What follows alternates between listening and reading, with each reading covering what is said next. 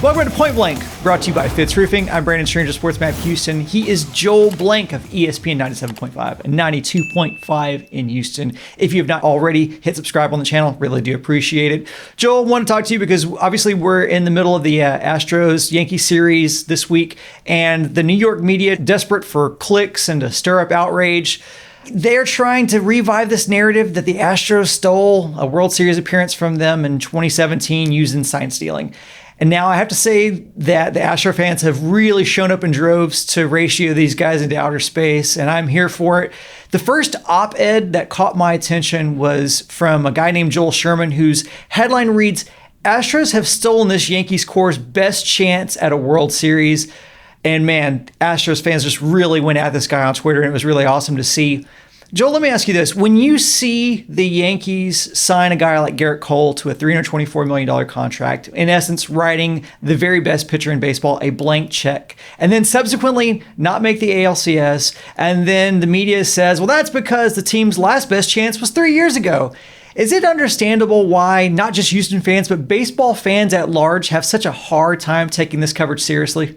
Yeah, they really do, Brandon, because it just seems like they won't let the story of the past die because of the fact that they felt like they were wrong, but they forget so many details along the way. And the fact that these writers are out there now trying to stir it back up, and fans in New York believe that they have to be there and they have to voice their opinion, you know, some 2-3 years later, just because of the fact that they feel like they've got to be justified, they've got to deliver a message. I mean, let's be honest, how many guys are left from that team anyway? And though the poster boys of the 2017 team are always going to be Altuve, Correa, and Bregman, and they're still there. There are so many that aren't, that I can't believe that we're still hanging our hat on this as New York fans and pointing the finger. And by the way, who's to say they would have beaten the Dodgers anyway, or whoever they would have played in the World Series? It's like ifs, buts, candies, nuts. If Chris Paul's hamstring was healthy, the Rockets would have been champions, but it didn't happen. So because of the fact that it didn't happen, why are we still talking about it years later?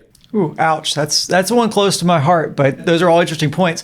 Joel, before I bring up the next example of a New York writer getting his due by Houston fans, give us a word from FitzRoofing. Well, we love FitzRoofing. They're dedicated to the people of Houston. And it's not just roof repairs or a full roof replacement. They do home repairs. They put fences in people's yards. They do so much more, and they do it by starting with a free no obligation inspection. It costs you absolutely nothing. They just come to you and tell you what they can do. Call them today, 832-521-3001, or go to FitzRoofing.com. FitzRoofing, making a difference one home at a time. Joel, the next writer I want to talk about, the next piece of content I want to talk about, was written by Brian Hoke or Hotch or Hack. It's probably Hack. He covers the Yankees for MLB.com. He used the series to help replug a book from 2017 that he wrote. And if the title doesn't describe Yankees fans and media, I don't really know what would, but it's called The Baby Boomers. And my favorite part of the subtitle is the inside story of the next Yankees dynasty. So clearly that title didn't age well. So when you see journalists cover the team in this manner, do you think the bigger violation the Astros committed against baseball was subverting the expectations of the media who had already written books about the Yankees being a dynasty?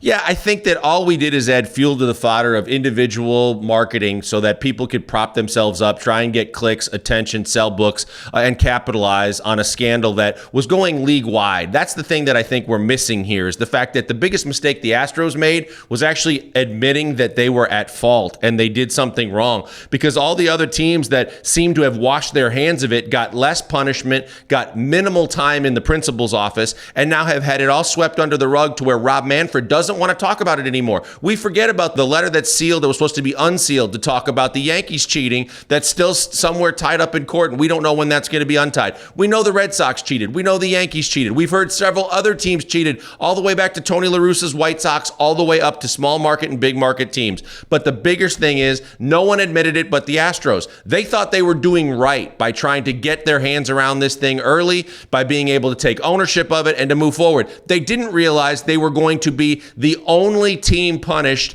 and the team that was going to be completely ostracized by the rest of the league. But from a Yankees perspective, I mean, you have the best team money can buy. You bought the Astros' best pitcher, and that still didn't work out for you. You said you were rebuilding in 19, but then suddenly it was your best chance to win a World Series, and then when you didn't, you were robbed of all of this glory.